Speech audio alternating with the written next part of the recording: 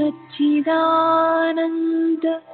सद्गुरु साईनाथ महाराज की जय। सद्गुरु श्री साईनाथुनि शरद बाबूजी की जय। సాయి వంటి దైవంబు లేడోయి లేడోయి, ప్రజలందరి నోట సాయి నామం పలకాలి, సర్వత్రా సాయి రూపం రంజిల్లాలి, ముజ్జగాలు సాయి మహిమతో ముప్పిరిగొనాలి. సాయి పదరవళులు మన హృదయ కుహరంలోని నిశ్శబ్ద నిశీధిలో ప్రతిధ్వనించాలి. ప్రణవనాద వీచికల్లా సాయి జ్ఞాన సౌరభాలు సర్వత్రా వ్యాపించాలి. ఆ సుజ్ఞాన సౌరభాల ఆస్వాదనలో మన మనసులు మత్తెక్కాలి. సాయి ప్రేమామృత ధారలు అంతటా నిరంతరం వర్షించాలి. ఆ ప్రేమామృత ధారలలో తడుస్తూ, ఆ జ్ఞాన సౌరభాల మత్తులో ఆనందంగా నర్తిస్తూ సాయి వంటి దైవంబు లేడోయి లేడోయి అని అందరూ ఏకకంఠంతో గానం చేయాలి. అదే నా ఆశ, ఆశయం, ఆకాంక్ష. అదొక మధుర స్వప్నం. ఆ స్వప్న సాఫల్యం కోసం శ్రీ సాయినాథుని అనన్య ప్రేమతో, ఆర్ద్రతతో ప్రార్థించటమే మనం చేయగలిగింది, చేయవలసింది. Shri Babuji.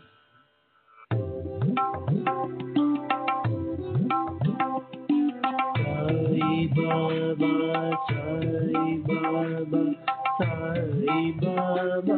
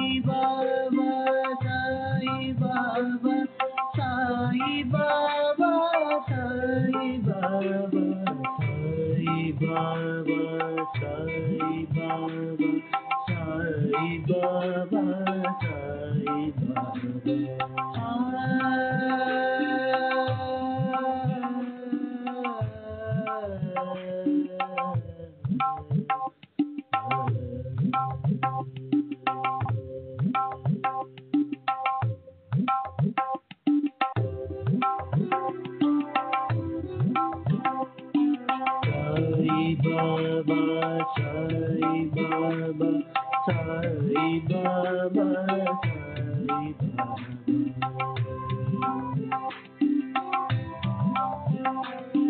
Sai Baba, Sai Baba,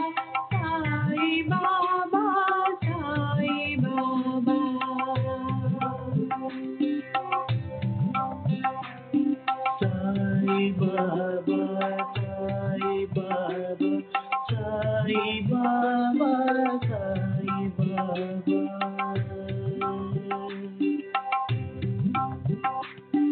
Sai Baba, Sai Baba, Sai Baba,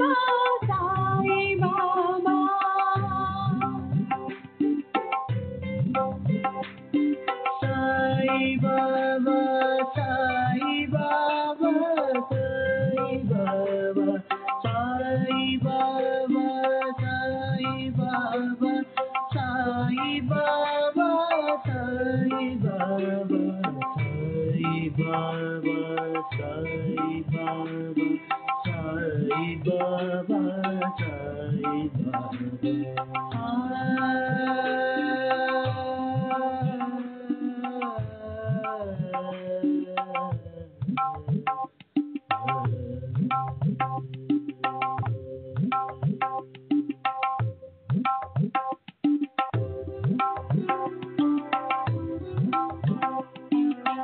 Sai Baba, Sai Baba, Sai Baba, Sai Baba.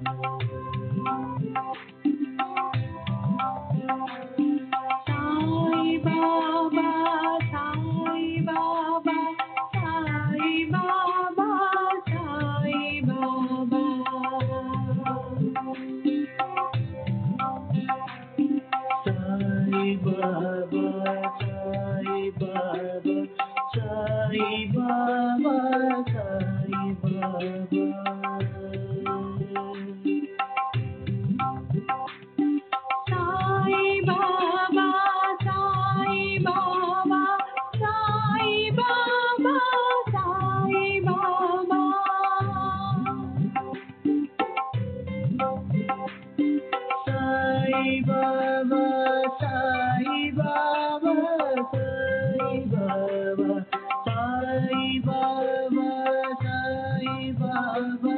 Sai Baba, Sai Baba, Sai Baba, Sai Baba, Sai Baba, Sai Baba, Sai Baba,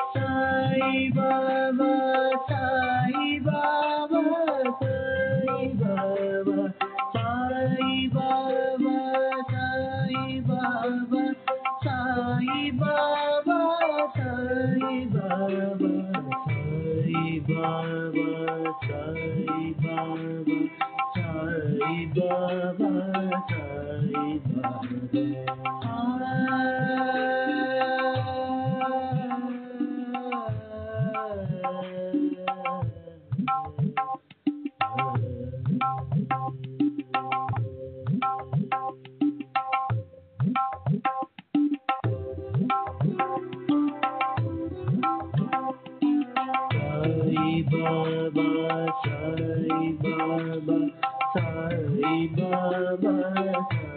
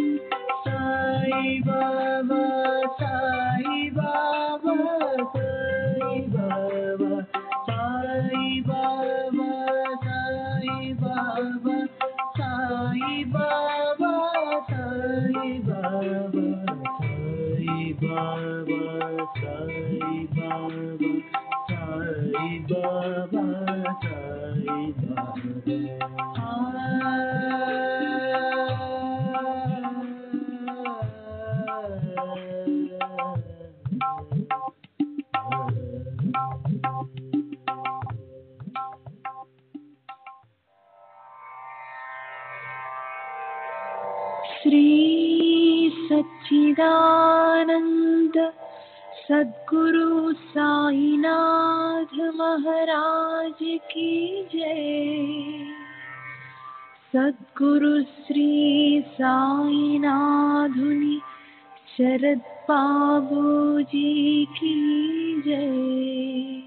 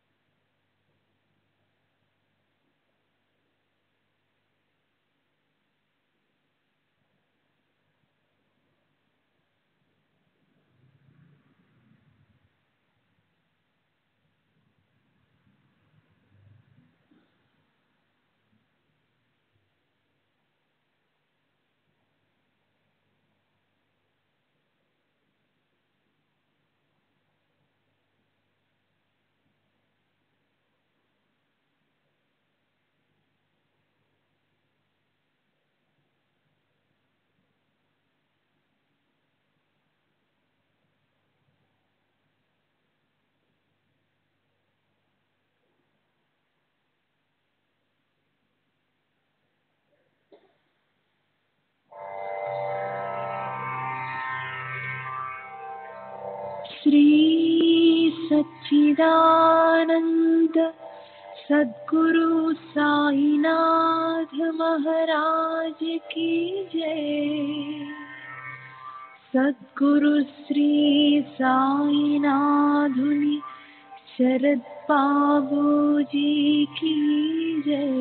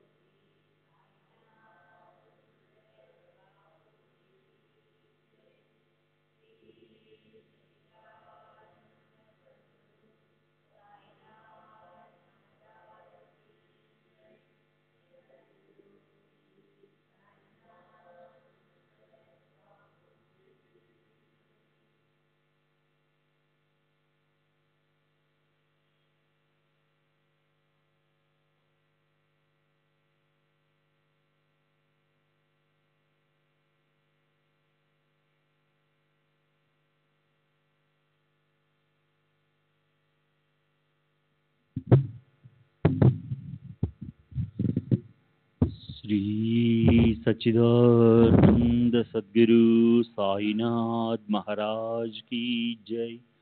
सद्गुरु श्री साईनाथ शरद बाबूजी की जय। శ్రీ సాయినాథాయ నమః. శ్రీ సాయి సచ్చరిత్రము 5వ అధ్యాయం. నిన్నటి తరువాయి. నీళ్లను నూనెగా మార్చుట. సాయిబాబాకు దీపములన్న చాలా ఇష్టము.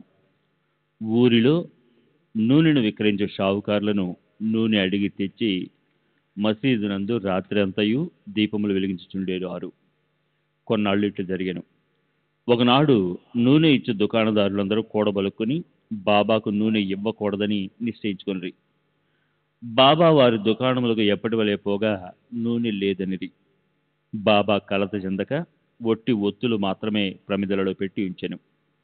నూనె వ్యాపారులు ఆసక్తితో ఇదంతయు గమనించుచుండిరి. అడుగున 2-3 నూనె చుక్కలు మిగిలి ఉన్న తమ రేకు డబ్బాలో నీటిని పోసి కలయబెట్టి ఆ నీటిని త్రాగివేసిరి. ఈ విధముగా ఆ రేకు డబ్బాలోని నూనె అవశేషమును పావనము చేసిన పిమ్మట మరల డబ్బాతో నీరు తీసుకుని ఆ నీటిని ప్రమిదలలో నింపెను. దూరముగా నిలిచి పరీక్షించుతున్న దుకాణదారులు విస్మయమొందినట్లు ప్రమిదలన్నీ తెల్లవారుదాకా చక్కగా వెలుగుచుండెను. ఇదంతయు చూచి ఆ షావుకారులు పశ్చాత్తాపడి బాబాను మన్నింపమని కోరిరి. బాబా వారిని క్షమించి ఇకపైనైనను సత్యమునంటి పెట్టుకునడని హితవు చెప్పి పంపివేసిరి. జౌహరాలి అను కపట గురువు. పైన వివరించిన కుస్తీ జరిగిన 5 ఏండ్ల తరువాత అహ్మద్ నగర్ నుండి జౌహరాలి అను ఫకీర్ ఒకడు శిష్యులతో రహతా వచ్చెను. వీరభద్ర మందిరములకు సమీపంలోనున్న స్థలంలో దిగెను. ఆ ఫకీరు బాగా చదువుకున్నవాడు, ఖురానంతయు వల్లించగలడు, మధుర భాషణుడు. ఆ ఊర్లోని భక్తులు వచ్చి వారిని సన్మానించుచు గౌరవముతో చూచుచుండేవారు. వారి సహాయంతో వీరభద్ర మందిరములకు దగ్గరగా ఈద్గా అను గోడను నిర్మించుటకు పూనుకున్నాడు. ఈదుల్ ఫితర్ అను పండుగ నాడు మహమ్మదీయులు నిలుచుకుని ప్రార్థించు గోడయే ఈద్గా. ఈ విషయంలో వివాదం లేచి అది ఘర్షణలకు దారితీశాను. దానితో జౌహరాలి రహతా విడిచి షిరిడి చేరి బాబాతో మసీదు నందు ఉండసాగాను. ప్రజలు వారి తీపి మాటలకు మోసపోయిరి. అతడు బాబాను తన శిష్యుడని చెప్పువాడు. బాబా అందులకు అడ్డు చెప్పగా శిష్యుని వలనే మసలు కొనిను. తరువాత గురు శిష్యులిద్దరూ రహతాకు పోయి అచ్చట నివసించుటకు నిశ్చయించుకుని. గురువునకు శిష్యుని శక్తి ఏమీ తెలియకుండాను, శిష్యునికి మాత్రం గురువు యొక్క లోపములు బాగా తెలియను. అయినప్పటికీ బాబా ఆ కపట గురువును ఎప్పుడూ అగౌరవించక శిష్య ధర్మమును శ్రద్ధగా నెరవేర్చుచుండేవారు. అప్పుడప్పుడు వారిరువురు షిరిడికి వచ్చి పోతుండేవారు, కానీ అధికంగా రహతాలోనే నివసించేవారు. షిరిడిలోని సాయి భక్తులకు బాబా ఆ విధంగా రహతాలో నుండుట ఎంత మాత్రం ఇష్టం లేకుండెను. అందుచే వారందరూ కలిసి సాయిబాబాను మరలా షిరిడికి పిలుచుకొని వచ్చుటకు రహతా వెళ్ళిరి. వారు రహతాలో ఈద్గా వద్ద బాబాను ఒంటరిగా చూసి వారిని తిరిగి షిరిడికి తీసుకొని పోవటకై వచ్చినామని చెప్పిరి. జౌహరాలి ముక్కోపి అని, ఆయన తనను విడిచిపెట్టాడని, అందువలన తన యందు ఆశ విడిచి ఫకీరు అక్కడికి వచ్చే లోపల షిరిడి మరలి వెళ్ళటం మంచిదని బాబా వారికి సలహా ఇచ్చాను. వారిట్లో మాట్లాడుకొని చూడగా జౌహరాలి అక్కడికి వచ్చి బాబాను తీసుకుని పోవటకు ప్రయత్నించుతున్న షిరిడి ప్రజలపై మండిపడిను. కొంత వాదోపవాదములు జరిగిన పిమ్మట గురు శిష్యులిద్దరూ తిరిగి షిరిడి పోవటకు నిర్ణయమైనది. వారు షిరిడి చేరి అచ్చటనే నివసించుండిరి. కొన్ని దినముల పిమ్మట దేవిదాసు ఆ కపట గురువును పరీక్షించి అతని బండారం బయటపెట్టాను. చాంద్ పాటిల్ పెళ్లి బృందంతో బాబా షిరిడి వచ్చుటకు 12 సంవత్సరముల ముందే 10-12 ఏళ్ల వయసులో దేవిదాసు షిరిడి చేరెను. వారు మారుతి దేవాలయంలో ఉండేవారు. దేవిదాసు చక్కని అంగసౌష్ఠవము, తేజోవంతమైన నేత్రములు కలిగి నిర్వ్యామోహితావతారము వల్లే జ్ఞానివలే కనబడుచుండెను. తాత్యా పాటిలు, కాశీనాథ్ షింపి మొదలుగా గల అనేక మంది దేవిదాసును తమ గురువుగా భావించేవారు. వారు జౌహరాలిని దేవిదాసు వద్దకు తీసుకుని వచ్చారు. వారి మధ్య జరిగిన వాదంలో జౌహరాలి చిత్తుగా ఓడిపోయి షిరిడి నుండి పలాయనము చిత్తగించెను. ఆ తర్వాత అతడు వైజాపూర్లో నుండి చాలా ఏళ్ల తర్వాత షిరిడి తిరిగి వచ్చి బాబా పాదములపై పడెను. తాను గురువు, సాయిబాబా శిష్యుడను భ్రమ వాని మనస్సు నుండి తొలగి తన ప్రవర్తనకు పశ్చాత్తాపడెను. సాయిబాబా వారిని యథారీతి గౌరవంగానే చూచెను. ఈ విధముగా శిష్యుడు గురువు నెట్లు సేవింపవలెనో, ఎట్లు అహంకార మమకారమును విడిచి గురు శుశ్రూష చేసి తొదకు ఆత్మ సాక్షాత్కారమును పొందవలెనో బాబా ఆచరణాత్మకంగా నిరూపించెను. ఈ కథ భక్త మహల్సాబత్ చెప్పిన వివరముల ఆధారముగా వ్రాయబడినది. 5వ అధ్యాయం సంపూర్ణం. సద్గురు శ్రీ సాయినాథార్పణమస్తు. శుభం భవతు. శ్రీ సాయినాథాయ నమః. శ్రీ సాయి సచ్చరిత్రము 6వ అధ్యాయం. సాయిబాబా యొక్క అనుమతి, వాగ్దానము, ఉరుసు ఉత్సవము, చందనోత్సవము, ఉరుసు శ్రీరామనవమి ఉత్సవముగా మారిన వైనము, మసీదుకు మరమ్మతులు. సాయిబాబా యొక్క అనుమతి, వాగ్దానము. సంసారమును సాగరంలో జీవుడనిడి ఓడను సద్గురుడే సరంగు అయి నడుపునప్పుడు అది సులభముగాను సురక్షితముగాను గమ్యమును చేరును. సద్గురు అనగానే సాయిబాబా స్ఫురణకు వచ్చుతున్నారు. నా కండ్ల ఎదుట సాయిబాబా నిలిచి ఉన్నట్లు, నా నుదుట ఊది పెట్టుచున్నట్లు, నా శిరస్సుపై చేయి వేసి ఆశీర్వదించుతున్నట్లు పొడముచున్నది. నా మనసు సంతోషంతో నిండిపోయి కండ్ల నుండి ప్రేమ పొంగి పొరలుచున్నది. గురు హస్తస్పర్శ మహిమ అద్భుతమైనది. ప్రళయాగ్నిచే కూడా కాలనట్టి వాసనామయమైన సూక్ష్మ శరీరము గురు కరస్పర్శ తగులగనే భస్మమైపోవును. అనేక జన్మార్జిత పాప సంచయము పటాపంచలైపోవును. ఆధ్యాత్మిక సంబంధమైన విషయములు వినుటకే విసుగుపడి వారి వాక్కు కూడా నెమ్మది పొందును. శ్రీ సాయి సుందర రూపము కాంచుట తోడనే కంఠము ఆనందాతిరేకంతో గద్గదమగును, కన్నుల నుండి ఆనందాసురుడు పొంగిపరుడును, హృదయము భావోద్రేకముతో ఉక్కిరి బిక్కిరేగును. నేనే తానును అంటే పరబ్రహ్మ స్వరూపమను స్ఫురణ మేల్కొని ఆత్మ సాక్షాత్కారానందము కలిగించును. నేను నీవు అనే భేదభావము తొలగించి బ్రహ్మైక్యానుభవమును సిద్ధింపజేయును. నేను వేద పురాణాది సద్గ్రంథములు చదువునప్పుడు నా సద్గురుమూర్తియే అడుగడుగునకు జ్ఞప్తిగా వచ్చుచుండును. నా సద్గురువైన శ్రీ సాయిబాబాయే శ్రీరాముడుగా శ్రీకృష్ణుడుగా నా ముందు నిలిచి తన లీలలను తామే వినిపింపజేయునట్లు తోచును. నేను భాగవత పారాయణకు పూనుకొనగానే శ్రీ సాయి ఆపాత మస్తకము కృష్ణుని వలె కనిపించును. భాగవతమో ఉద్ధవగీతయో తామే పాడుచున్నట్లుగా అనిపించును. ఎవరితోనైనా సంభాషించినప్పుడు సాయిబాబా కథలే ఉదాహరణలుగా ఇచ్చటకు జ్ఞప్తికి వచ్చును. నాకై నేను ఏదైనా వ్రాయ తలపెట్టినచో ఒక మాట గాని వాక్యము గాని వ్రాయుటకు రాదు. వారి ఆశీర్వాదం లభించిన వెంటనే రచనాధార అంతులేనట్లు సాగును. భక్తులలో అహంకారము విజృంభించగానే బాబా దానిని అణిచివేయును. తన శక్తితో వారి కోరికలను నెరవేర్చి సంతుష్టి చేసి ఆశీర్వదించును. సాయి పాదములకు సాష్టాంగ నమస్కారం చేసి సర్వస్వ శరణాగతి చేసిన వానికి ధర్మార్థ కామ మోక్షములు కరతలా మలగములగను. భగవత్ సాన్నిధ్యములకు పోవుటకు కర్మ జ్ఞాన యోగ భక్తి మార్గముల నుండి 4 త్రోవలు గలవు. అన్నింటిలో భక్తి మార్గం కష్టమైనది. అది ముండ్లు గోతులతో నిండియుండును. సద్గురుని సహాయంతో ముండ్లను గోతులను తప్పించుకుని ముందుకు సాగినచో గమ్యస్థానం అవలేలగా చేరవచ్చును. ఈ సత్యమును దృఢముగా నమ్ముడని శ్రీ సాయిబాబా నొక్కి ఒక్కాణించిడి వారు.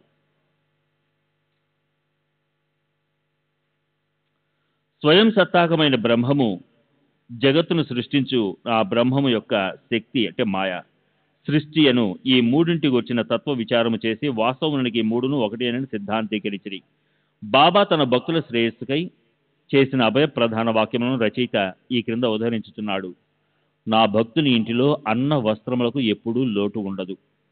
నాయందే మనస్సు నిలిపి భక్తి శ్రద్ధలతో మనఃపూర్వకముగా నన్నే ఆరాధించు వారి యోగక్షేమముల నేను చూచెదను. కావున వస్త్ర ఆహారముల కొరకు ప్రయాసపడవద్దు. నీకేమైనా కావలసిన భగవంతుని వేడుకునుము. ప్రపంచంలోని కీర్తి ప్రతిష్టలకై ప్రాకులాడటం మాని దైవము యొక్క దర్బారులో మన్ననలు పొందుటకు భగవంతుని కరుణా కటాక్షములు సంపాదించుటకు యత్నించుము. ప్రపంచ గౌరవమందుకొను భ్రమను విడుము. మనస్సునందు ఇష్టదైవము యొక్క ఆకారము నిలుపుము. సమస్తేంద్రియములను మనస్సును భగవంతుని ఆరాధన కొరకే నియమింపుము. ఇతరముల వైపు మనస్సు పోనివ్వకము. ఎల్లప్పుడూ నన్నే జ్ఞప్తి ఉంచుకునము. మనస్సును ధన సంపార్జనము, దేహ పోషణ, గ్రహ సంరక్షణము మొదలగున విషయముల పట్ల సంచరించకుండా గట్టిగా నిలుపుము. అప్పుడు అది నెమ్మది వహించి శాంతముగాను చింతారహితముగాను ఉండును. మనస్సు సరైన సాంగత్యంలో ఉన్నదనుటకు ఇదియే గుర్తు. చెంచల మనస్సునకు స్వాస్థ్యము చిక్కదు. బాబా మాటలు ఉదహరించిన వెంబట గ్రంథకర్త షిరిడిలో జరిగే శ్రీరామనవమి ఉత్సవం వర్ణించడానికి పూనుకొనెను. షిరిడిలో జరిగే ఉత్సవాలన్నింటిలో శ్రీరామనవమియే గొప్పది. సాయిలీల పత్రికలో షిరిడిలో జరిగే శ్రీరామనవమి ఉత్సవం గురించి విపులముగా వర్ణింపబడినది. దాని సంగ్రహమిట పేర్కొనబడుచున్నది. శ్రీ సచ్చిదానంద సద్గురు సాయినాథ్ మహారాజ్ की जय. सद्गुरु श्री साईनाथ शरद बाबू जी की जय.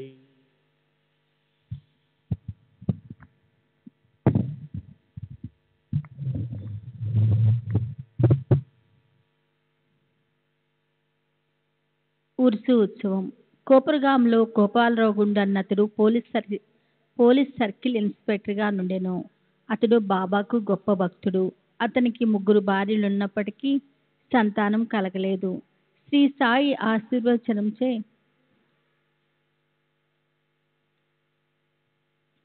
ఆయనకు ఒక కొడుకు పుట్టెను. ఆ ఆనంద సమయంలో అతనికి షిరిడీలో ఉర్సు ఉత్సవం నిర్వహించవలనను ఆలోచన కలిగినది. తన ఆలోచనను తాత్యా కోతే పాటేలు, దాదా కోతే పాటేలు, మాధవరావు దేశపాండే తదితర తక్కిన సాయి భక్తులు ముందుంచెను. వారంతా దీన్ని ఆమోదించిరి. బాబా ఆశీర్వాదమును అనుమతిని పొందిరి. ఇది 1897లో జరిగిన ఉర్సు ఉత్సవం జరుపుకోవటానికి జిల్లా కలెక్టరు అనుమతికై దరఖాస్తు పెట్టి గ్రామ కులకర్ణి అంటే కరణము దానిపైన ఏదో వ్యతిరేకంగా చెప్పినందున అనుమతి రాలేదు. కానీ బాబా ఆశీర్వదించి ఇండిచే మరలా ప్రయత్నించగా వెంటనే అనుమతి వచ్చును. బాబా సలహాను అనుసరించి ఉరుసు ఉత్సవమును శ్రీరామనవమి నాడు చేయుటకు నిశ్చయించిరి. ఈ ఉరుసు ఉత్సవమును శ్రీరామనవమి నాడు జరుపుకొనుమనట్లో హిందూ మహమ్మదీల భావ ఉద్దేశం కాబోలు. భవిష్యత్ సంఘటనలను బట్టి చూడగా బాబా సంకల్పం నెరవేరినట్లు స్పష్టమగును. ఉత్సవం జరుపుటకు అనుమతి అయితే వచ్చిన కానీ ఇతర అవాంతరములు కొన్ని తలెత్తినవి.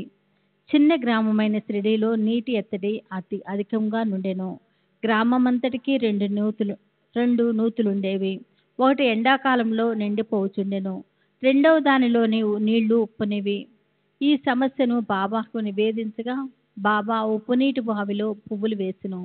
ఆశ్చర్యకరంగా ఆ ఉప్పు నీరు మంచినీళ్ళుగా మారిపోయినవి. ఆ నీరు కూడా చాలకపోవడుచే తాత్యా పాటేలు దూరం నుంచి మోటాల ద్వారా నీరు తెప్పించెను. తాత్కాలికంగా అంగలు వెలిసినవి. కుస్తీ పోటీల కొరకు ఏర్పాట్లు చేయబడినవి.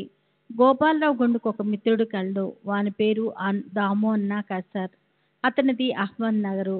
అతనికిను 2 భార్యలు ఉన్నప్పటికీ ఉర్సు అంటే సమాజ్ చెందిన మహమ్మదీయుల మహాత్ముల దర్గాల అంటే సమాధుల వద్ద ఏటేటా భక్తులు జరుపుకొను ఆరాధన ఉత్సవము. 2 భార్యలు ఉన్నప్పటికీ సంతానం లేకుండెను. అతనికి కూడా బాబా ఆశీర్వాదంచే పుత్ర సంతానం కలిగెను. ఉత్సవం కొరకు ఒక జెండా తయారు చేయించవలనని గోపాలరావు అతనికి పురమాయించెను. అటులనే నానాసాహెబ్ నిమోన్కర్ను ఒక నగిషి జెండా తెమ్మని కోరెను.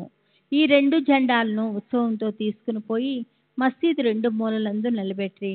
ఈ పద్ధతి ఇప్పటికీనూ అవలంబించుచున్నారు. బాబా తాము నివసించిన ఈ మసీదును ద్వారకామాయి అని పిలిచేవారు. చందనోత్సవం సుమారు 5 ఏళ్ల తర్వాత ఈ ఉత్సవంతో పాటు ఇంకో ఉత్సవం కూడా ప్రారంభమైను. కొరహాల గ్రామానికి చెందిన అమీర్ శకర్ దలాల్ అను మహమ్మదీ భక్తుడు చందనోత్సవంను ప్రారంభించెను. ఈ ఉత్సవం గొప్ప మహమ్మదీ ఫకీర్ల గౌరవార్థం చేయుదురు. వెడల్పు పళ్ళెంలో చందనం ముద్ద నుంచి తలపై పెట్టుకొని సాంబ్రాణి ధూపములతో బాజా భజంత్రీలతో ఉత్సవం సాగించెదరు. ఉత్సవం మురిగిన పిమ్మట మసీదునికి వచ్చి మసీదు గూటి అంటే నింబార్లోను గోడలపైన ఆ చందనమును చేతితో అందరూ తట్టెదరు. మొదటి 3 సంవత్సరములు ఈ ఉత్సవంను అమీర్ శకర్ నిర్వహించెను. పిమ్మట అతని భార్య ఆ సేవను కొనసాగించెను. ఒకే దినమందు పగలు హిందువులచే జెండా ఉత్సవము, రాత్రులందు మహమ్మదీయులచే చందనోత్సవము ఏ అరమరికలు లేక జరుగుతున్నవి. ఏర్పాట్లు షిరిడీలో జరుగు శ్రీరామనవమి ఉత్సవం బాబా భక్తులకు ముఖ్యమైనది, పవిత్రమైనది. భక్తులందరూ వచ్చి ఈ ఉత్సవంలో పాల్గొంచుండ్రి. బయట ఏర్పాట్లనియు తాత్యా కోతే పాటేలు చూసుకునేవారు. ఇంటి లోపల చేయవలసినవన్నీ రాధాకృష్ణాయను భక్తురాలు చూచుండెను. ఉత్సవ దినముల్లో ఆమె నివాసం భక్తులతో నిండిపోయేది. ఆమె వారికి కావలసిన ఏర్పాట్లు చూసుకున్నటే కాక ఉత్సవానికి కావలసిన సరంజామానంతయు సిద్ధపరచుండెను. అంతేకాదు స్వయంగా ఆమె మసీదును శుభ్రపరిచి గోడలకు సున్నం వేయుచుండెను. మసీదు గోడలు బాబా వెలిగించి దుని మూలకంగా మసిపట్టి ఉండేవి. మండుతున్న దునితో సహా మసీదులోని వస్తువులన్నిటినీ తీసి బయట పెట్టి మసీదు గోడలను చక్కగా కడిగి వెళ్ళవేయుచుండెను. ఆమె ఇదంతయు బాబా అంటే దినం మార్చి దినము చావుల్లో పరున్నప్పుడు చేసేది. ఈ పనిని శ్రీరామనవమికి ఒకరోజు ముందే పూర్తి చేయుచుండెను. పేదలకు అన్నదానమనిన బాబాకు చాలా ప్రీతి. అందుచే ఈ ఉత్సవం సమయమందు అన్నదానము విరివిగా చేయుచుండ్రి. భోజన పదార్థములు మిఠాయిలు రాధాకృష్ణ మా ఇంట్లో విస్తారంగా వండబడినవి. అనేక మంది సంపన్నులైన సాయి భక్తులు స్వచ్ఛందంగా పూనుకొని ఈ సేవలో పాల్గొంచుండేవారు. ఉర్సు శ్రీరామనవమి ఉత్సవంగా మారిన వైనము. ఈ ప్రకారంగా 1897 నుండి 1911 వరకు ఉర్సు ఉత్సవము శ్రీరామనవమి నాడు వైభవంగా జరుగుచుండెను. రాను రాను అది వృద్ధి అగుచు ప్రాముఖ్యం సంతరించుకొనెను. 1912లో ఈ ఉత్సవంకు సంబంధించిన ఒక మార్పు జరిగెను. శ్రీ సాయినాథ సగనోపాస గ్రంథకర్త అయిన కృష్ణారావు జోగేశ్వర భీష్మ అనువాడు దాదాసాహెబ్ కాబటేతో అంటే అమరావతితో కలిసి ఉత్సవానికి వచ్చెను. వారు దీక్షిత్ వాడాలో బస చేసిరి. ఉత్సవం ముందు రోజు కృష్ణారావు దీక్షితవాడ బజార్లో పడుకొని ఉండెను.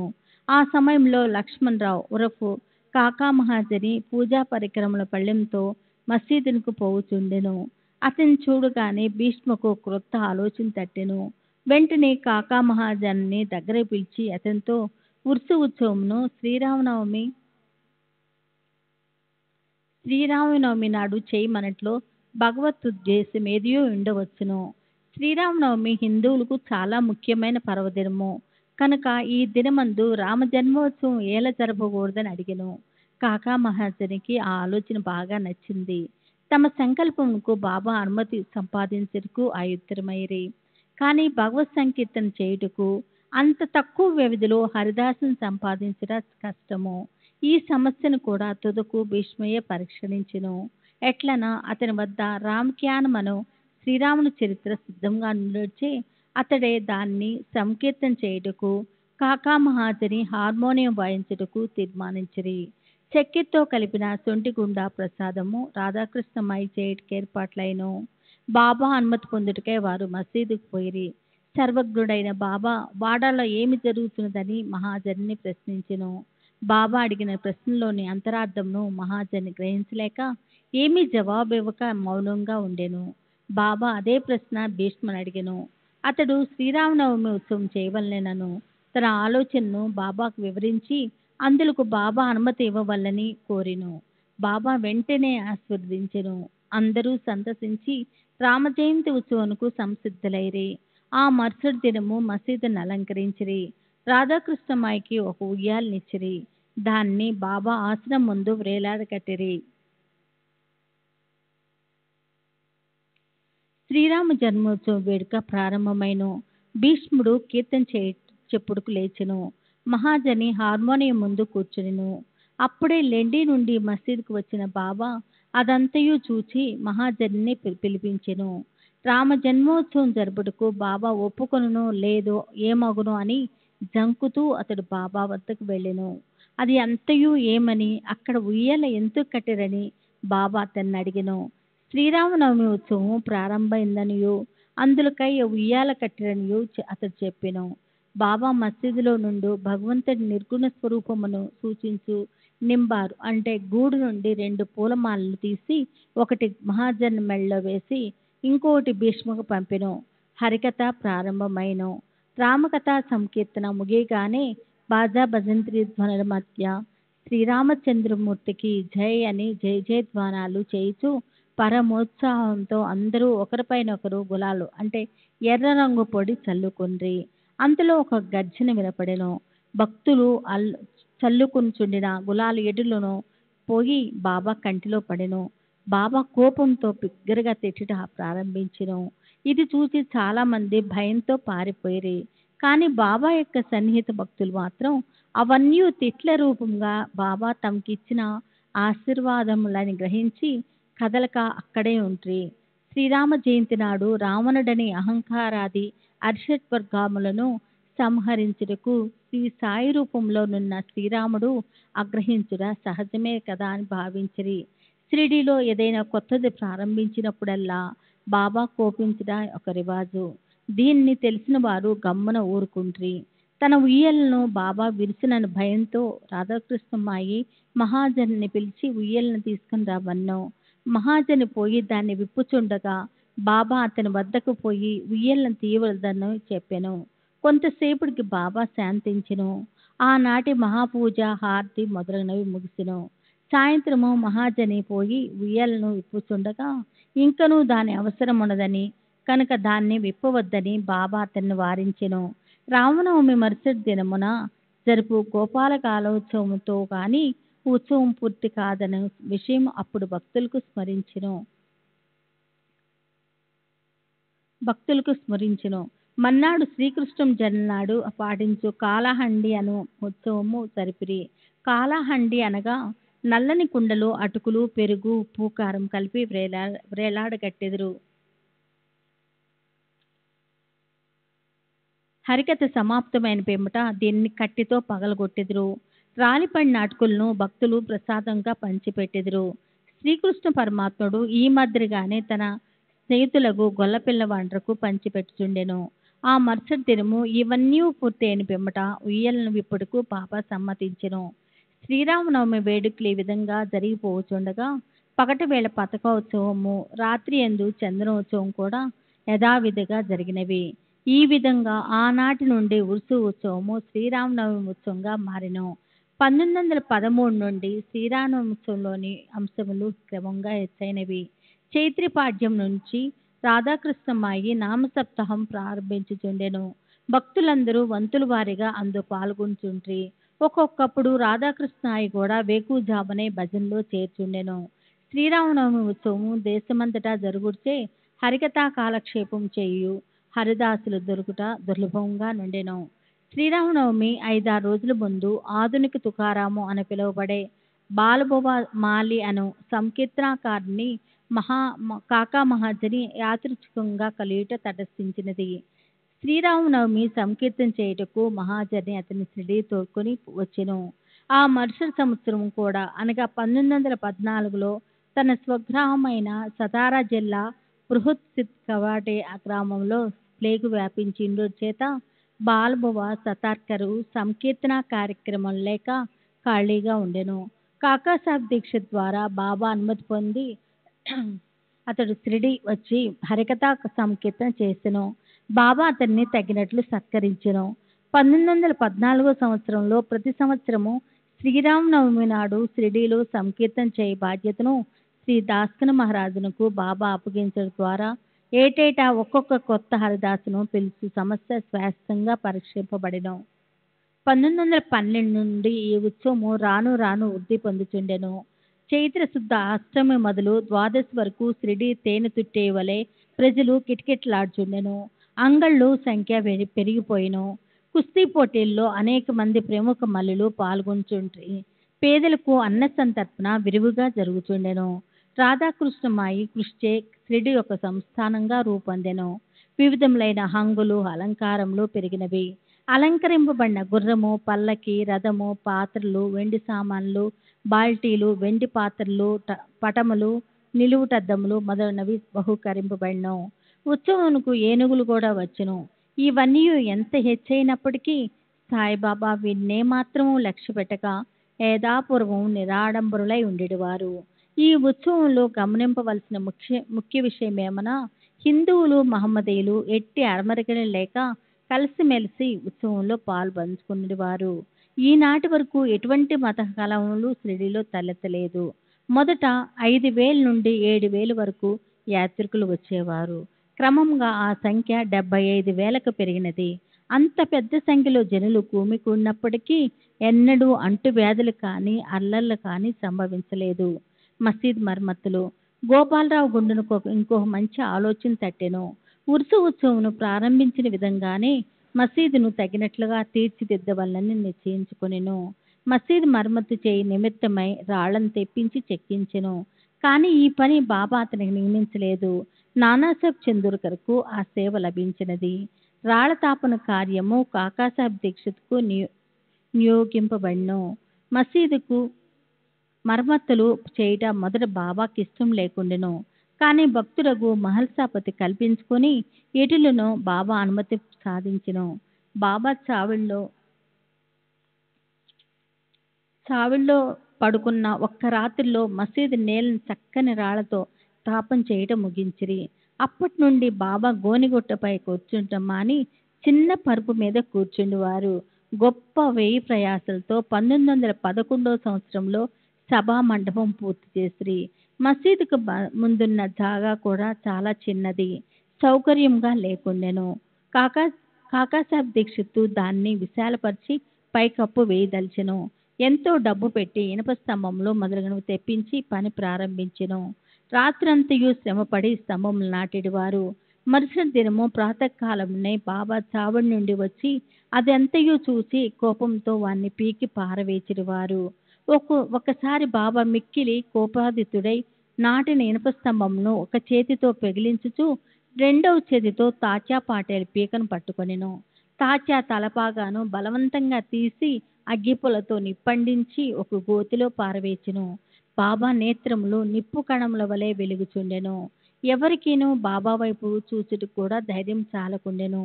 అందరూ భయకంపితులైరి. బాబా తన జేబులోంచి ₹1 తీసి అటువైపు విసిరెను. అదే శుభ సమయమందు చేయు ఆహుతి వలె కనపడెను. తాత్యా కూడా చాలా భయపడెను. తాత్యాకేమి జరగనున్నదో ఎవరికి ఏమీ తెలియకుండెను. కల్పించుకొని బాబా పట్టు నుండి తాత్యాన్ని విడిపించుటకెవ్వరికీనూ ధైర్యం చాలలేదు. ఇంతలో కుష్ఠరోగియు బాబా భక్తుడగు బాగోజీ సింధే కొంచెం ధైర్యం కూడబట్టుకొని ముందుకు పోగా బాబా వారిని ఒక ప్రక్కకు తోసివేసెను. మాధవరావు సమీపించబోగా బాబా అతనిపై ఇటుకురాయి రువ్వెను. ఎంతమంది ఆ జోలికి పోదలిచిరో అందరికీ ఒకే గతి పట్టెను. కానీ కొంతసేపటికి బాబా శాంతించెను. ఒక దుకాణదారుని పిలిపించి వాని వద్ద నుండి ఒక నగిషీ జరిపాగాను కొని తాత్యాను ప్రత్యేకంగా సత్కరించుడుగా అన్నట్లు దాన్ని స్వయంగా తాత్యా తలకు చుట్టెను. బాబా యొక్క ఈ వింత చర్యను చూసిన వారెల్లరూ ఆశ్చర్యనిమగ్నులైరి. అంత త్వరలో బాబాకి ఎట్లు కోపం వచ్చును? ఎందుచేత ఈ విధంగా తాత్యాను శిక్షించెను? వారి కోపం తక్షణమే ఎట్లా చల్లబడును అని అందరూ ఆలోచించుతుండ్రి. బాబా ఒక్కొక్కప్పుడు శాంతిమూర్తి వలె కూర్చుండి అత్యంత ప్రేమానురాగంతో మాట్లాడుచుండువారు. అంతలో నకారణంగా కోపించుడువారు. అటువంటి సంఘటనలు అనేకములు కలవు. కానీ ఏది చెప్పవలనన్న విషయము తేల్చుకోలేకున్నాను. అందుచే నాకు జ్ఞాపకం వచ్చినప్పుడల్లా ఒక్కొక్కటి చెప్పేదను. 6వ అధ్యాయం సంపూర్ణము. సద్గురు శ్రీ సాయినాథార్పణమస్తు. శుభం భవతు. శ్రీ సచిదానంద సద్గురు సాయినాథ్ మహారాజ్ కి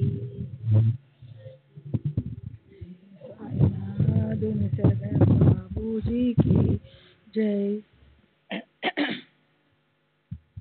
శ్రీ సాయినాథాయ నమః. శ్రీ సాయి సచ్చరిత్రము 7వ అధ్యాయము. అద్భుత అవతారము. సాయిబాబా వైఖరి. బాబా యోగాభ్యాసములు. ధౌతి ఖండయోగము. బాబా సర్వాంతర్యామిత్వము. కారుణ్యము. కుష్ఠరోగ భక్తుని ప్రయాణము. అద్భుత అవతారము. సాయిబాబా హిందూ అన్నచో వారు మహమ్మదీయుని వలె కనిపించేవారు. మహమ్మదీయుడు అనుకున్నచో హిందూ మతాచార సంపన్నుడుగా కనిపించుచుండెను. ఆయన హిందువా లేక మహమ్మదీయుడా అన్న విషయము ఇదిమిత్తంగా ఎవరికీ తెలియదు. బాబా శాస్త్రోక్తంగా హిందువుల శ్రీరామనవమి ఉత్సవము జరుపుచుండెను. అదే కాలమందు మహమ్మదీయుల చందనోత్సవము జరుపుటకు అనుమతి ఇచ్చెను. ఈ ఉత్సవ సమయమందు కుస్తీ పోటీలను ప్రోత్సహించుచుండెడివారు. గెలిచిన వారికి మంచి బహుమతులు ఇచ్చేడివారు. గోకులాష్టమి నాడు గోపాల కాలోత్సవం జరుపుచుండుడి. ఈదుల్ ఫితర్ పండుగ నాడు మహమ్మదీయులచే మసీదులో నమాజు చేయించుచుండెడివారు. మొహరం పండుగకు కొంతమంది మహమ్మదీయులు మసీదులో తాజియా లేదా తాబూతు నిలిపి కొన్ని దినములు దానిని అచట ఉంచి పిమ్మట గ్రామంలో ఊరేగించమనిరి. 4 దినముల వరకు మసీదులో తాబూతు ఉంచుటకు బాబా సమ్మతించి 5వ నాడు నిస్సంకోచంగా దానిని తామే తీసివేసిరి. వారు మహమ్మదీయులన్నచో హిందువులకు వలె వారి చెవులు కుట్టబడి ఉండెను. వారు హిందువులన్నచో సుంతిని ప్రోత్సహించేవారు. బాబా హిందువైనచో మసీదు నందేలా ఉండును, మహమ్మదీయుడైనచో దునియను అగ్నిహోత్రము నేల వెలిగించి ఉండువారు. అదియే కాక తిరుగలితో విసురుట, శంఖముదుట, గంట వాయించుట, హోమం చేయుట, భజన, అన్నసంతర్పణ, ఆర్ఘ్యపాద్యాదులతో పూజలు మొదలగు మహమ్మదీయ మతమునకు అంగీకారము కాని విషయములు మసీదులో జరుగుచుండెను. వారు మహమ్మదీయులైనచో కర్మిష్ఠులకు సనాతనాచార పరాయణులైన బ్రాహ్మణులు వారి పాదములపై సాష్టాంగ నమస్కారం ఎట్లు చేయుచుండెడివారు. వారే తెగవారని అడగబోయినా వారెల్లరూ వారిని సందర్శించిన వెంటనే మొగలగుచు పరవశించుచుండిరి. అందుచే సాయిబాబా హిందువో మహమ్మదీయుడో ఎవరునూ సరిగా నిర్ణయించలేకుండిరి. ఇది ఒక వింత కాదు. ఎవరైతే సర్వమును త్యజించి భగవంతుని సర్వస్వ శరణాగతి ఒనరించెదరో వారు దేవునితో ఐక్యమై పోయెదరు. వారికి దేనితో సంబంధం గాని భేదభావం గాని ఉండదు. వారికి జాతి మతములతో ఎట్టి సంబంధము లేదు. సాయిబాబా అట్టివారు. వారికి జాతిలందు వ్యక్తులందు భేదం కనిపించకుండెను. ఫకీరులతో కలిసి బాబా మత్స్య మాంసములు భుజించుచుండెను. వారి భోజన పళ్ళెంలో కుక్కలు మూతి పెట్టినను సనుగువారు కారు. శ్రీ సాయి అవతారము విశిష్టమైనది, అద్భుతమైనది. నా పూర్వ సుకృతం చే వారి పాదముల చెంత కూర్చొని భాగ్యము లభించినది. వారి సాంగత్యం లభించుట నా అదృష్టం. వారి సన్నిధిలో నాకు కలిగిన ఆనంద ఉల్లాసము చెప్పనలవి కానివి. సాయిబాబా నిజముగా శుద్ధానంద చైతన్యమూర్తులు. నేను వారి గొప్పతనమును విశిష్టతను పూర్తిగా వర్ణించలేను. ఎవరు వారి పాదములను నమ్మెదరో వారికి ఆత్మానుసంధానము కలుగును. సన్యాసులు, సాధకులు, ముముక్షువులు తదితరులు అనేక మంది సాయిబాబా వద్దకు వచ్చేటివారు. బాబా వారితో కలిసి నవ్వుచు సంభాషించుచు సంచరించుచున్నప్పటికీ వారి నాలుకపై అల్లా మాలిక్ అను మాట ఎన్నడూ నాట్యమాడుచుండుడిది. వారికి వాద వివాదాలు గాని చర్చలు గాని ఇష్టం లేదు. అప్పుడప్పుడు కోపం వహించినప్పటికీ వారెల్లప్పుడూ శాంతంగాను సంశయంతోనూ ఉండేటివారు. ఎల్లప్పుడూ పరిపూర్ణ వేదాంత తత్వమును బోధించుచుండుడివారు. ఆఖరు వరకు బాబా ఎవరో ఎవరికి తెలియనే లేదు. వారు ప్రభువులను భిక్షుకులను ఒకే రీతిగా ఆదరించిరి. అందరి అంతరంగములందు గల రహస్యములన్నీ బాబా ఎరిగి ఉండేటివారు. బాబా ఆ రహస్యములను వెలిబుచ్చుగానే అందరూ ఆశ్చర్య నిమగ్నులవుచుండిరి. వారు సర్వజ్ఞులైనప్పటికీ ఏమీ తెలియని వాని వలె నటించుచుండిరి. సన్మానములన్నచో వారికి మాత్రము ఇష్టం లేదు. సాయిబాబా నైజం అట్టిది. మానవ దేహంతో సంచరించినప్పటికీ వారి చర్యలను బట్టి జాడ వారు సాక్షాత్ భగవంతుడే అని చెప్పవలెను. వారిని చూచిన వారందరూ వారు షిరిడీలో వెలసిన భగవంతుడనియే అనుకొనుచుండిరి. అట్టి మూర్ఖుడనైన నేను బాబా మహిమలను ఎట్లు వర్ణించగలను? సాయిబాబా వైఖరి. షిరిడీ గ్రామంలో నున్న శని, గణపతి, పార్వతి, శంకర, గ్రామదేవత మారుతి మొదలగు దేవాలయాలన్నిటినీ తాత్యపాటిల ద్వారా బాబా మరమ్మతు చేయించెను. వారి దానగుణము ఎనదగినది. దక్షిణ రూపముగా వసూలైన పైకమంతయు ఒక్కొక్కరికి రోజుకొక్కొక్కరికి 50 రూపాయలు, 20 రూపాయలు, 15 రూపాయల చొప్పున ఇచ్చవచ్చినట్లు పంచిపెట్టేటివారు. బాబాను దర్శించిన మాత్రమున ప్రజలు శుభములు పొందేవారు. రోగులు ఆరోగ్యవంతులగుచుండిరి. దుర్మార్గులు సన్మార్గులుగా మారుచుండిరి. కుష్టివారు కూడా రోగ విముక్తులగుచుండిరి. అనేకులకు కోరికలు నెరవేరుచుండెను. ఎటువంటి మందులు పసరులతో పని లేకుండానే గుడ్డివారికి దృష్టి వచ్చుచుండెను. కుంటివారికి కాళ్ళు వచ్చుచుండెను. అంతులేని బాబా గొప్పతనమును సారమును ఎవరునూ కనుగొనకుండిరి. వారి కీర్తి నలుమూలలా వ్యాపించెను. అన్ని దేశముల నుండి భక్తులు షిరిడీకి తండోపతండములుగా రాసాగిరి. బాబా ఎల్లప్పుడూ దునికెదురుగా ధ్యాన నిమగ్నులై కూర్చునేటివారు. ఒక్కొక్కప్పుడు మలమూత్ర విసర్జన కూడా అక్కడే చేసేవారు. ఒక్కొక్కప్పుడు స్నానం చేసేవారు. మరొకప్పుడు స్నానం లేకుండానే ఉండేవారు. తొలి దినములలో బాబా తెల్లటి తలపాగా, శుభ్రమైన ధోవతి, చొక్కా ధరించేవారు. మొదటి రోజులలో వారు వైద్యం చేసేవారు. గ్రామంలో రోగులను పరీక్షించి ఔషధములు ఇచ్చేటివారు. వారి చేతితో ఇచ్చిన మందులు అద్భుతంగా పనిచేయుచుండేటివి. వారికి గొప్ప హకీం అంటే వైద్యుడని పేరు వచ్చెను. ఈ సందర్భమున ఒక ఆసక్తికరమైన సంఘటనను చెప్పవలెను. ఒక భక్తునికి కండ్లు వాచి మిక్కిలి ఎర్రబడెను. షిరిడీలో వైద్యుడు దొరకలేదు. ఇతర భక్తులు అతనిని బాబా వద్దకు గొనిపోయిరి. సామాన్యంగా అట్టి రోగులకు అంజనములు, ఆవు పాలు, కర్పూరంతో చేసిన ఔషధములు వైద్యులు ఉపయోగించెదరు. కానీ బాబా చేసిన చికిత్స విలక్షణమైనది. నల్ల జీడి గింజలను నూరి 2 మాత్రలుగా చేసి ఒక్కొక్క కంటిలో ఒక్కొక్క దానిని పెట్టి గుడ్డతో కట్టుగట్టిరి. మరుసటి దినం ఆ కండ్లను విప్పి నీళ్లను ధారగా పోసి కండ్లలోని పుసి తగ్గి కంటి పాపలు తెల్లబడి శుభ్రమాయెను. నల్లజీడి పిక్కలను నూరి కండ్లలో పెట్టినను సున్నితమైన కండ్లు మండనే లేదు. అటువంటి చిత్రములు అనేకములు గలవు. కానీ ఇంకొకటి మాత్రమే చెప్పబడినది. బాబా యోగాభ్యాసములు. సాయిబాబాకు సకల యోగ ప్రక్రియలు తెలిసి ఉండెను. ధోతి, ఖండయోగము, సమాధి మున్నగు షడ్విధ యోగ ప్రక్రియలు యందు బాబా ఆరితేరినవారు. అందులో 2 మాత్రమే ఇక్కడ వర్ణించబడినవి. ధోతి. మసీదుకు చాలా దూరంలో ఒక మర్రి చెట్టు కలదు. అక్కడ ఒక బావి కలదు. ప్రతి 3 రోజులకు ఒకసారి బాబా అతడికి పోయి ముఖ ప్రక్షాళన స్నానం చేయుచుండెను. ఆ సమయంలో బాబా తన ప్రేవులను బయటకు అడలగరక్కి వాటిని నీటితో శుభ్రపరిచి పక్కనున్న నేరేడు చెట్టుపై ఆరవేట షిరిడీలోని కొందరు కండ్లారా చూచి చెప్పిరి. మామూలుగా ధోతి అనగా 3 అంగుళ 3 అంగుళముల వెడల్పు 22.5 అడుగుల పొడవు గల గుడ్డను మృంగి కడుపులో అరగంట వరకు ఉండనిచ్చి పిమ్మట తీసేదరు. కానీ బాబా చేసిన ధోతి చాలా విశిష్టము, అసాధారణమైనది. ఖండయోగము. బాబా తన శరీరములన్నీ వేరు చేసి మసీదు నందు వేరు వేరు స్థలములలో విడిచి పెట్టువారు.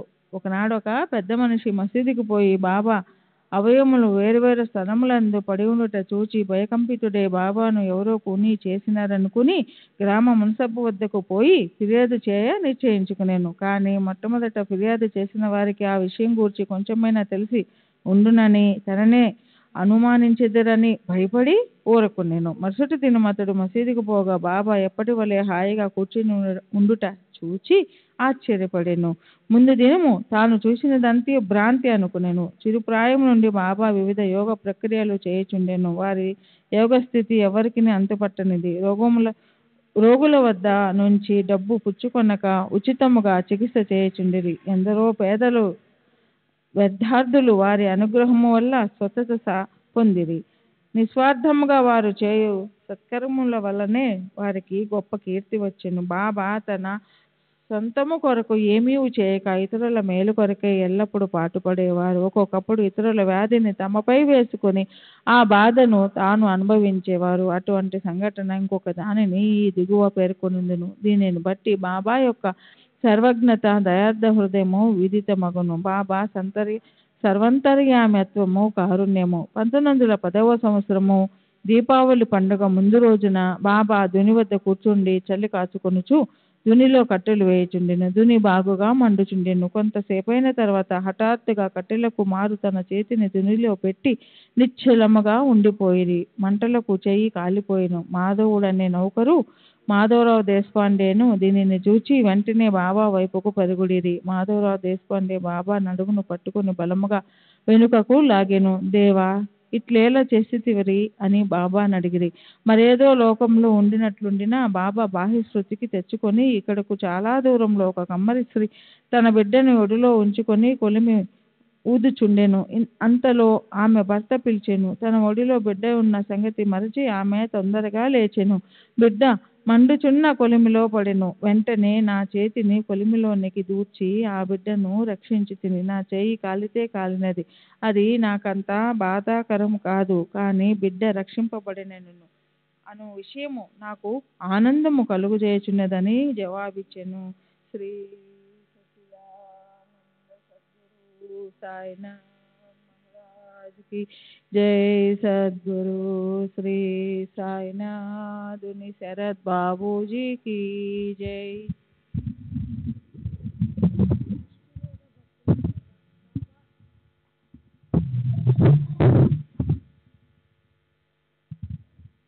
కుష్ఠరోగ భక్తుని సేవ.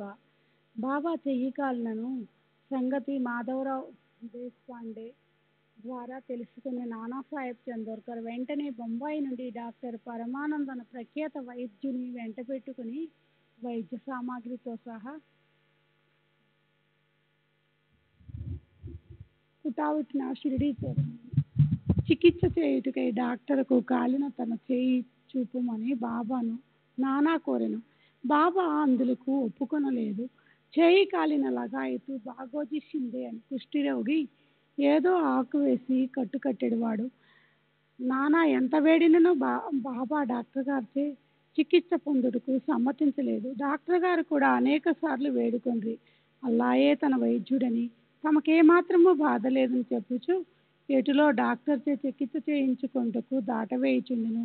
అందుచే డాక్టర్ మందులు పెట్టి మూతైనా తెరవకుండానే బొంబాయి తిరిగి వెళ్ళిపోయాను. కానీ అతనికి ఈ మిషతో బాబా దర్శన భాగ్యం లభించును.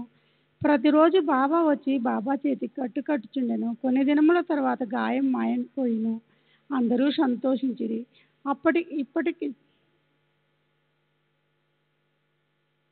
అప్పటికి ఇంకా ఏమైనా నొప్పి మిగిలి ఉండినదా అని సంగతి ఎవరికీ తెలియదు.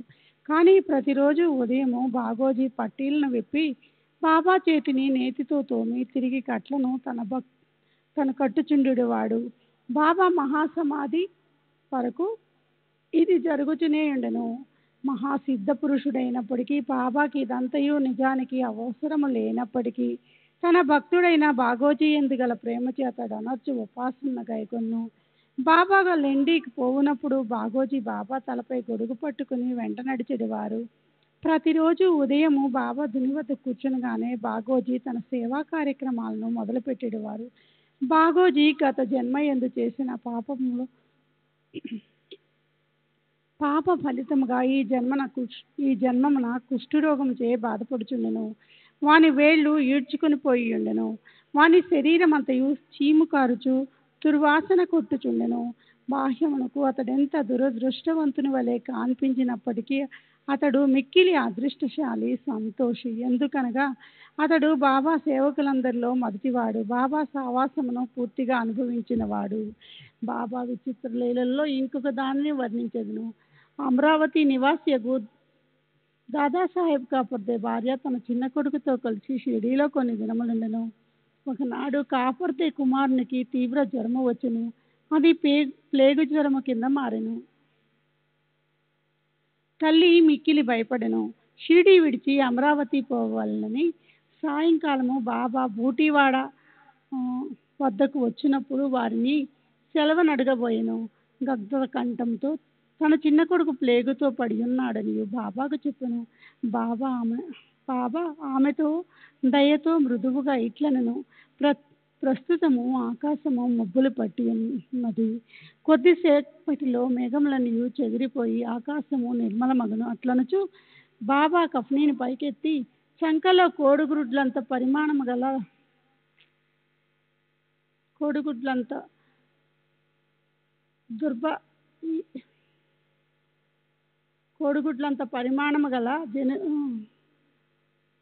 4 ప్లేగు పొక్కులను బాబా కఫ్నీని పైకెత్తి చంకలో కోడిగుడ్లంత పరిమాణము గల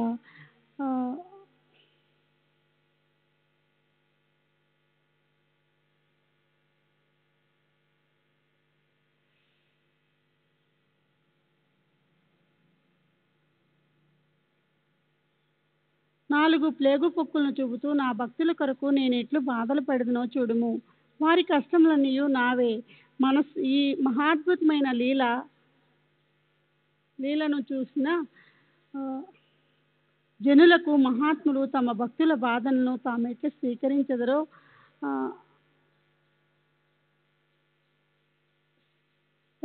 స్వీకరించదురో అను విషయము స్పష్టమైన. మహాత్ముల మనస్సు మైనము కంటే మెత్తనిది, వెన్నెల వలె మృదువైనది. భక్తులకు ప్రత్యుపకారం ఏమీ ఆశించక ప్రేమించుదురు. భక్తుల్ని తమ స్వజనులుగా భావించుదురు. శ్రీ సచ్చిదానంద సద్గురు సాయినాథ్ మహారాజ్ కి జై. సద్గురు శ్రీ సాయినాథ్ భూజీ की जय. బాబా పండరి ప్రయాణము. సాయిబాబా తన భక్తులనెట్లు ప్రేమించుచుండెను, వారి కోరికలను అవసరములనెట్లు గ్రహించుచుండెనో అను కథను చెప్పి ఈ అధ్యాయమును ముగించదము. నానాసాహెబ్ చందర్కరు బాబాకు గొప్ప భక్తుడు. అతడు కాందేశ్లోని నందూరు బారులో మామల్తదారుగా నుండెను. అతనికి పండరీపురమునకు బదిలీ అయ్యెను. సాయిబాబా యందు అతనికి గల భక్తి అను ఫలమానాటికి పండెను. పండరీపురమును భూలోక వైకుంఠమనెదరు. అటు స్థలమునకు బదిలీ చేయుటచే అతడు గొప్ప ధన్యుడు. నానాసాహెబ్ వెంటనే పండరిపోయి ఉద్యోగంలో ప్రవేశించవలసి ఉండెను. షిరిడిలో ఎవరికినే ఉత్తరము వ్రాయక హుటాహుటిన పండరికి ప్రయాణమయ్యెను. ముందుగా షిరిడీకి పోయి తన విఠోబాయకు బాబాను దర్శించి ఆ తరువాత పండరికి పోవాలని అనుకున్నాను. నానాసాహెబ్ షిరిడీకి వచ్చే సంగతి ఎవరికినీ తెలియదు. కానీ బాబా సర్వజ్ఞునొకటచే గ్రహించెను. నానాసాహెబ్ నీమ్గాం చేరుసరికి షిరిడి మసీదులో కలకలము రేగెను. బాబా మసీదులో కూర్చుండి మహల్ సపతి, అప్పా షిందే, కాశీరాములతో మాట్లాడుచుండెను. హఠాత్తుగా బాబా వారితో ఇట్లన్యను, మన నలుగురము కలిసి భజన చేసేదము. పండరీ ద్వారములు తెరిచినారు కనుక ఆనందముగా పాడేదము లెండు. అందరూ కలిసి పాడదొడంగిరి. ఆ పాట యొక్క భావం ఏమనా, నేను పండరీ పోవలెను, నేనక్కడనే నివసించవలెను, ఎందుకనగా అదియే నా ప్రభు యొక్క దానము. అట్లు బాబా పాడుచుండెను. భక్తులందరూ బాబాను అనుకరించిరి. కొద్దిసేపటికి నానాసాహెబ్ కుటుంబ సమేతముగా వచ్చి బాబా పాదములకు సాష్టాంగ నమస్కారం చేసి తనకు పండరీపురము బదిలీ అయినదని, బాబా కూడా వారితో పండరీపురము వచ్చి అక్కడ ఉండవలసినదని వేడుకొనెను. అట్లా బ్రతిమాలుటకు అవసరం లేకుండాను. ఎలానా బాబా అప్పటికే పండరి పోవలను, అచ్చట నుండవలెను భావమును వెలుబుచ్చుచుండెనని తక్కిల భక్తులు చెప్పిరి. ఇది విని నానా మనసు కరిగి బాబా పాదములపై పడెను. బాబా యొక్క ఊది ప్రసాదమును ఆశీర్వాదమును అనుజ్ఞను పొంది నానాసాహెబ్ పండరికి పోయెను. ఇట్టి బాబా లీలలకు అంతులేదు. 7వ అధ్యాయము సంపూర్ణము. సద్గురు శ్రీ సాయినాథ అర్పణమస్తు. శుభం భవతు. శ్రీ సాయినాథాయ నమః. శ్రీ సాయి సచ్చరిత్రము 2వ రోజు పారాయణము. 8వ అధ్యాయము. మానవ జన్మ యొక్క ప్రాముఖ్యము. బాబా యొక్క భిక్షాటనము, బాయిజాబాయి యొక్క ఎనలేని సేవ, ముగ్గురి పడక స్థలము, రహతా నివాసి కుశాల్ చంద్. మానవ జన్మ యొక్క ప్రాముఖ్యము.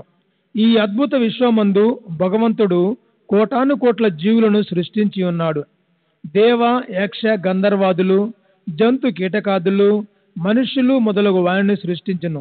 స్వర్గము, నరకము, భూమి, మహాసముద్రము, ఆకాశమునందు నివసించు జీవకోటి అంతయు సృష్టించును.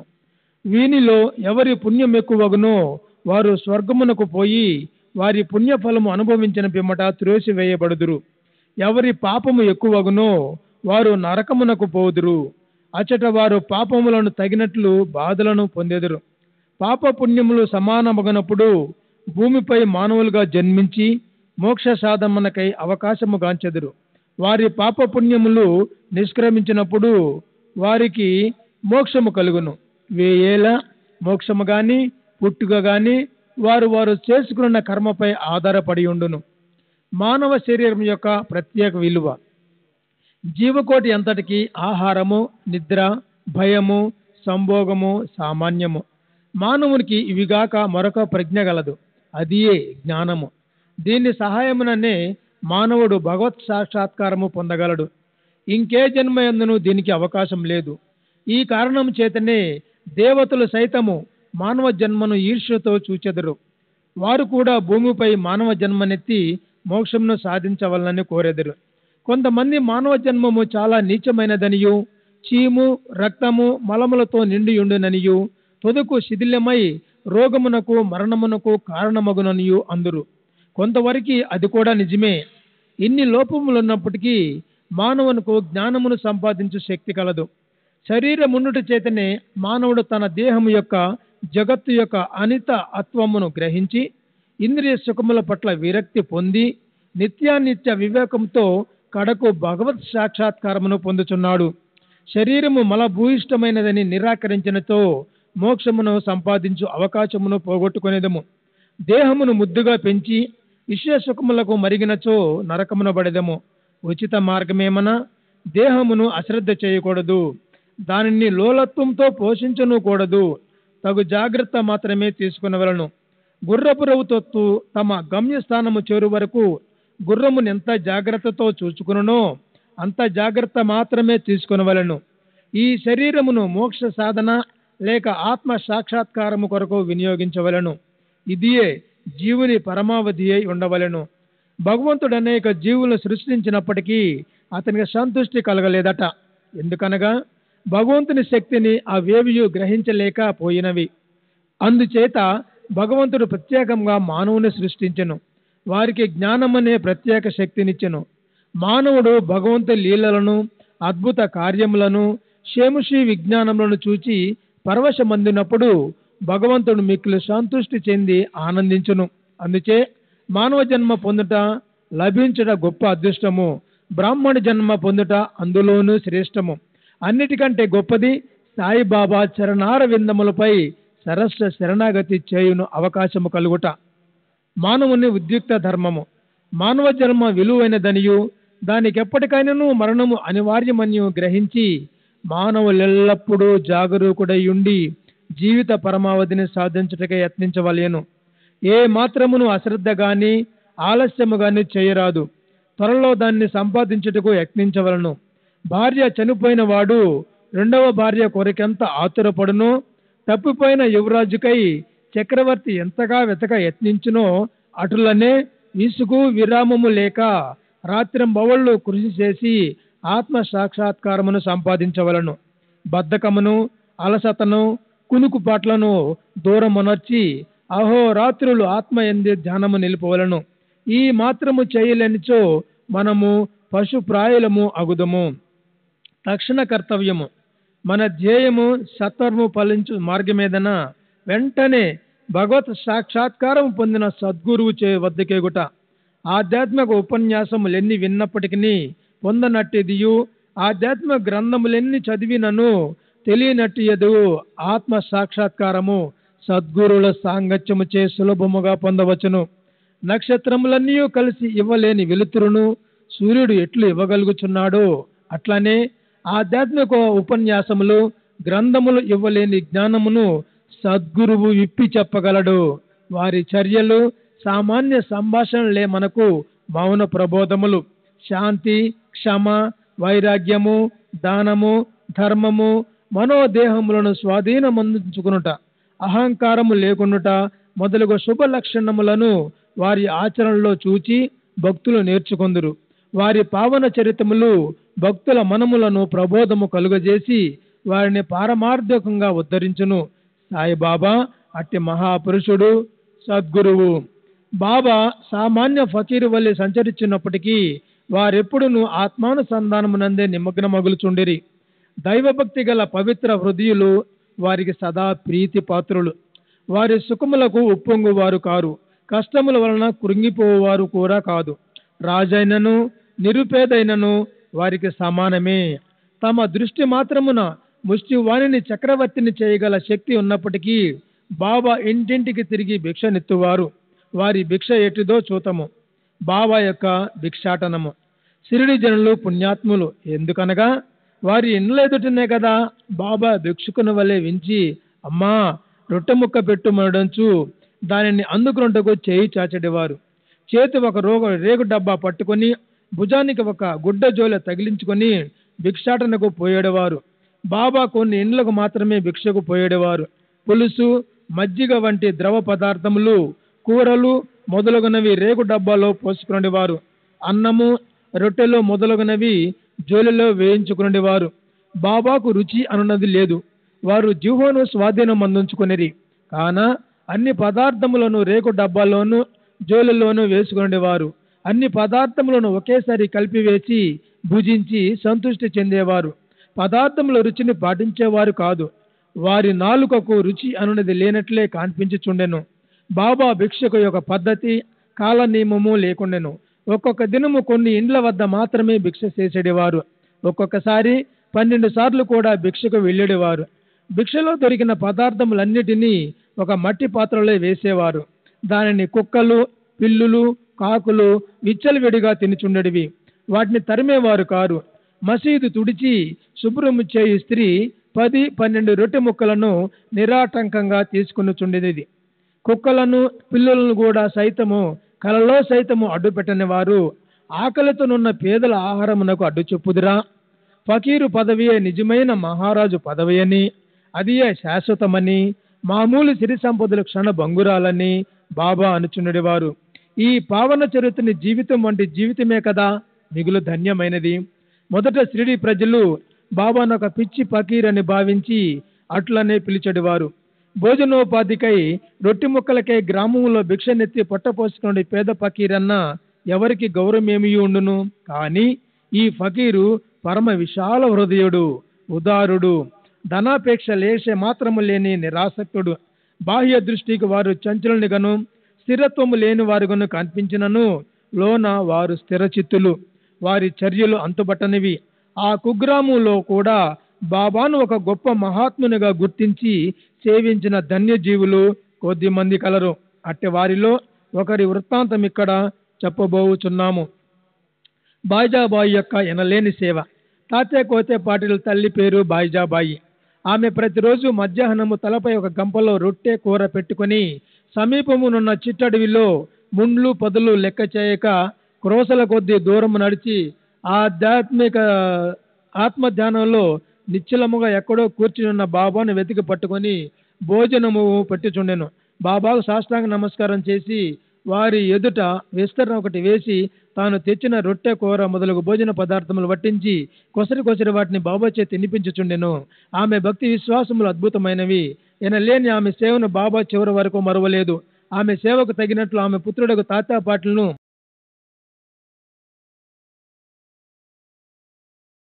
కొన్ని సంవత్సరముల తదుపరి బాబా అడవులకు పోవటం అని మసీదులోనే కూర్చుండి భోజనము చేయసాగిరి.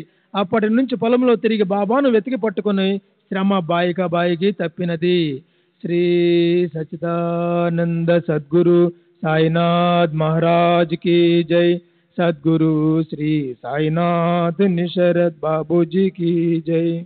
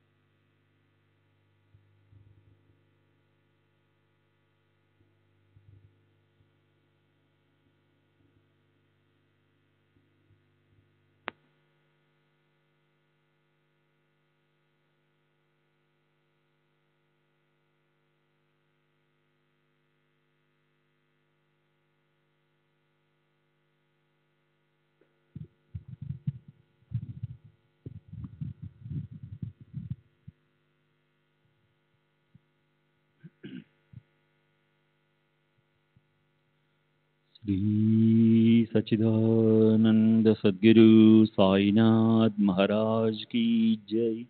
सद्गुरु श्री साईनाथ निशरद बाबूजी की जय. साई रहम नजर करना, बच्चों का पालन करना. साई रहम नजर करना, बच्चों का पालन करना. जाना तुमने जगत पसारा, सब ही झूठ जमाना. जाना तुमने जगत पसारा, सब ही झूठ जमाना. साई रहम नजर करना, बच्चों का पालन करना. साई रहम नजर करना, बच्चों का पालन करना. मैं अंधा हूँ बंधा पुकार, मुझसे पद दिखलाना. मैं अंधा हूँ बंधा पुकार, मुझसे पद दिखलाना. साई रहम नजर करना, बच्चों का पालन करना. साई रहम नजर करना, बच्चों का पालन करना. दासगणों कहे अब क्या बोलूं, थक गई मेरी रसना. दासगणों कहे अब क्या बोलूं, थक गई मेरी रसना. साई रहम नजर करना, बच्चों का पालन करना. साई रहम नजर करना, बच्चों का पालन करना. रहमो नजर करो अब मोरे साई, तुम बिना नहीं मुझे माँ बाप भाई.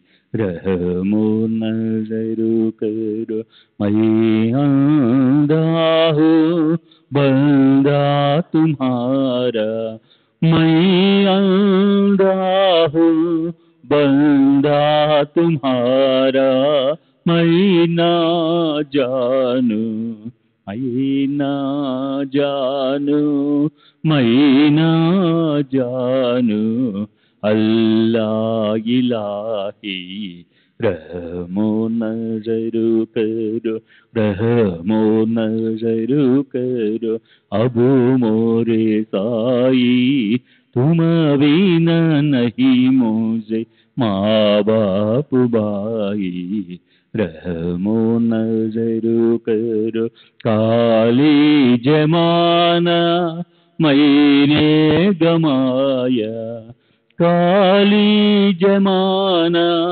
मैंने गमाया, साथी आखिर का, साथी आखिर का, साथी आखिर का, तुम भी न कोई, रहमो नजर करो, रहमो नजर करो, अब मोरे साई तुम बिना नहीं मुझे माँ बाप भाई, रहमो नजर करो, अपने मस्जिद का झाड़ू गड़ो है, अपने मस्जिद का झाड़ू गड़ो है, मालिक हमारे, मालिक हमारे, मालिक हमारे, तुम बाबा साई, रहमो नजर करो, रहमो नजर करो, अब मोरे साई तुम बिना नहीं मुझे माँ बाप भाई, रहमो नजर करो। श्री सच्चिदानंद सद्गुरु साईनाथ महाराज की जय।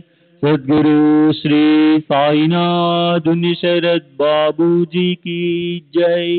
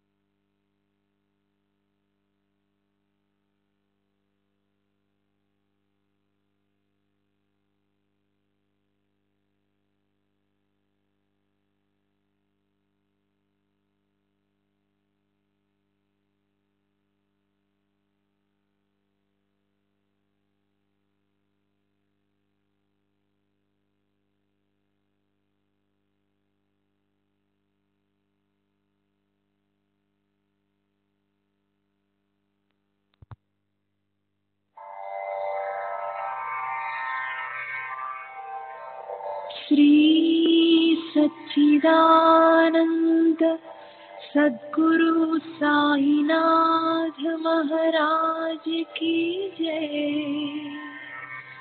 सद्गुरु श्री साईनाथुनि शरद बाबू जी की जय।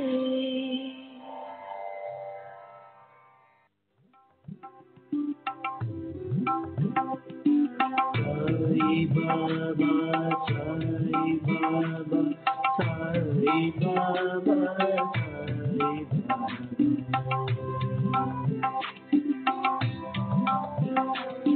साई बाबा, साई बाबा, साई बाबा, साई बाबा,